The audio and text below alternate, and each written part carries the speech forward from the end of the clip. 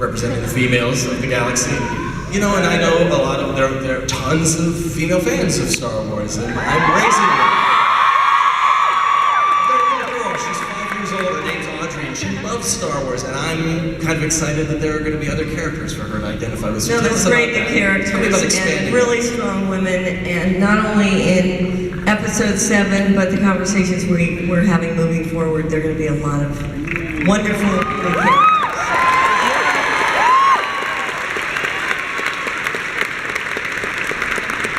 I have 2 girls too, so I'm under a lot of pressure. All right, here's a question from the UK. How hard is it to find the right balance between new and old technology, not in terms of making the film, JJ, but just the sort of battered world that we saw in the original Star Wars saga versus the kind of shiny new one in the prequels? How do you decide which balance to present 30-some years after the events of Return of the Jedi? Well, I think that again, I sort of said this before, but one of the things that I loved so much about the original trilogy was that sense of everything being real and weathered and lived in and used.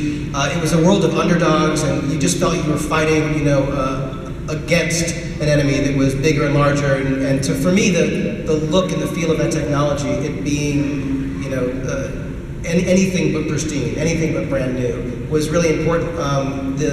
I think there needs to be contrast, the amazing aesthetic, again, the brilliance of what George did, the contrast between, you know, the gleaming empire, you know, and the dusty, you know, cantina and streets. The amazing Ralph McQuarrie. Ralph McQuarrie.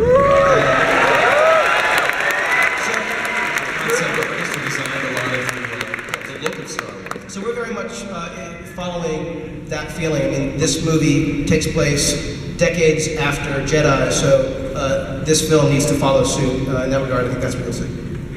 Here's another one. This one comes from the US. It's a tough one. With millions of fans all around the world, are you afraid to disappoint with this movie? And how can you guarantee you will please every single last one of them? Well, we just will.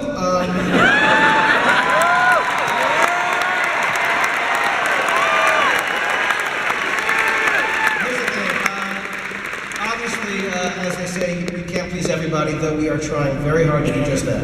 But I will say this, that there are moments where the pressure of what we're doing, the responsibility of what we're doing, honoring the legacy, but using the legacy to tell a brand new story that moves forward and makes the fans proud, it's the most important thing that we're all working on. And I will say that though there are moments of, I don't know, I'd say sheer horror at what that is. The reality is, I've never had more fun in my life working on anything, and the opportunity far outweighs the risk of this, and I can't wait to achieve it.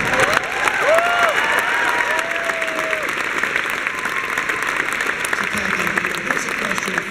James, who came here, he's here from London. This is one of the questions we got out in the line. It is hard to please everybody, he says, but how much do you take into consideration the fan perspective when you're devising these new stories? I don't think there's anything more important in the Star Wars universe than the fans. You guys talk to us all the time about everything, and we take that really seriously, and we talk about it. It doesn't mean, for obvious reasons, we can do every single thing that is dictated by the fans, but we're fans too, and everybody inside the Lucasfilm organization are fans. Many, many fans are inside the Walt Disney Company. I've been amazed since we've been a partner of the Walt Disney Company now that everybody is a fan. Everybody has a Star Wars story. And that generational experience is something that is really important, and it's everything in terms of the future of Star Wars. So you guys, you energize us. So thank you. Here's one from JJ. This one comes from Ben. He came here to Anaheim from Ontario, Canada, and it's a pretty basic clue, a young aspiring filmmaker. Get started. Well, First of all, I think that the reality is that everyone has a camera in their pocket now. When I was a kid, it wasn't this ubiquitous thing that everyone just carried a camera around. The ability to just make stories, make films, tell stories is real and is incredible. And when I look at my kids who make a video and they're doing dissolves, and they're putting titles, they're doing visual effects, and things that you could only dream of when I was a kid. To me, it just says that the technology has been democratized. Everyone has access to the ability to be a filmmaker, and if you want to do it, the only thing stopping you is you. And so do it, and put them out there, and let people see them. And I can't wait to see your movies. Yeah. And I gotta say, the fan films that we see all the time, unbelievable. I am continually amazed at the fan films that are created for Star Wars.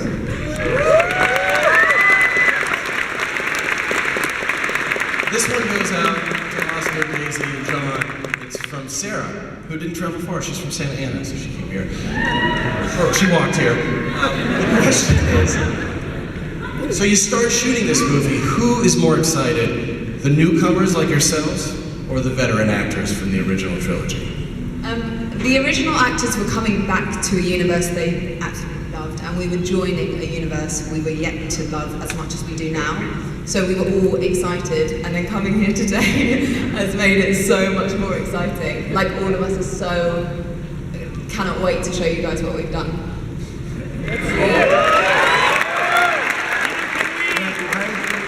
It was interesting because I was in my hotel room waiting to find out if I had been cast and if I needed to stay for that reading, that picture that you guys saw, that iconic one. And when I finally got the call that I was indeed officially going to play Poe Dameron, I was so excited / nervous to try to tap back into that, because I was like, I don't even know if I can do it. I don't know, man. So I blasted the Star Wars theme as loud as I could, and I grabbed my shampoo bottle, and I just started going, and I was like, no, I can do this. I remember. That's how I felt with it.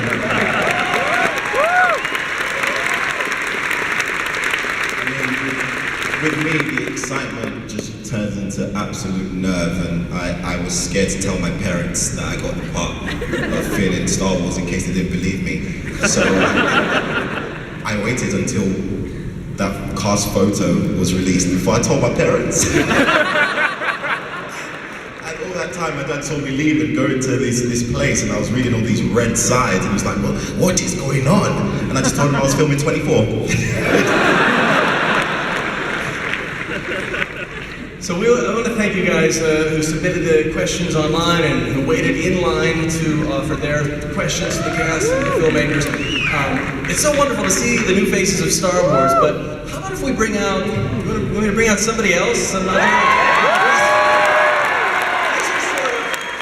would say these are new faces, but also familiar, so please welcome, from the cast of Star Wars The Force Awakens, the new Stormtroopers. Yeah!